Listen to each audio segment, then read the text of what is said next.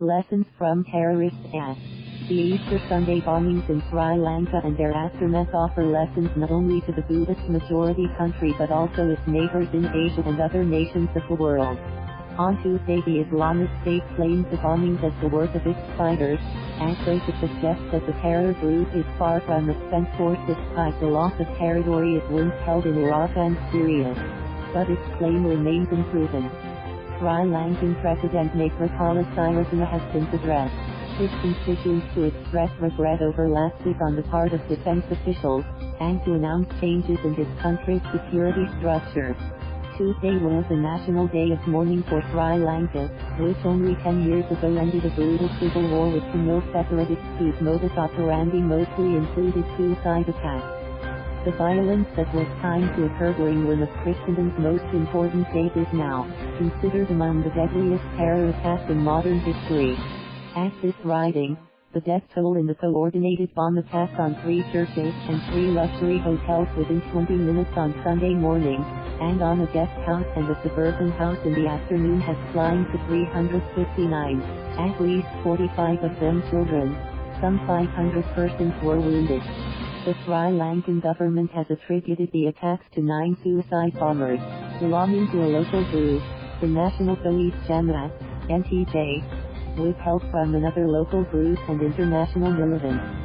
Prime Minister Ranil Wickremesinghe said foreign involvement was likely. The NTJ was in the news in December 2018 for having defaced 4 statues of the Buddha. That it was not previously known to attack churches is a point to ponder. Ordinary and prominent people lost their lives in the attack, mostly Sri Lankans and 38 foreigners. Among them, according to the New York Times, were auto rickshaw driver K. Pyradat, his wife and their 2 daughters who were attending Mass at St. Anthony Shrine, 3 of 4 children of the Danish billionaire Anders Holch Poulsen, Sri Lankan mother Mary Tricia Johnson, who had just heard Mass and died on the way to hospital, celebrity chef Shantanu and her daughter, Nisanga, who were enjoying Easter breakfast with family at the Shangri-La Hotel, and Kiran Shafritziza, a 5th grader at Sidwell French School in the United States from which he was on leave while vacationing in Sri Lanka. From the Welter report, one detail leaked out, more than a week before the attack. A foreign intelligence agency warned security officials of a possible threat to churches. It is not known why no action was taken on the detailed warning reported to have come from India. The attack, for which some 50 suspects have been rounded up, reflects the fragile state of world peace and the urgency of nations coming together to find ways apart from the soft and hard approaches to go after perpetrators of murderous acts including sectarian violence, crush terrorism, and protect one another from its evils. There's much to be mined from the Sri Lanka bombings as well as last month's attack on a mosque in New Zealand, and how the respective authorities in the 2 nations behaved in the aftermath.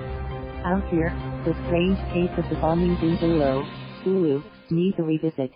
Only on January 27, nearly a week after Muslim Filipinos voted to approve the Bangsamoro Organic Law that provides for a bigger autonomous region in Mindanao, a bomb exploded during Mass at the Cathedral of Our Lady of Mount Carmel. Another bomb went off in the parking lot shortly afterward as parishioners were fleeing and security forces were responding.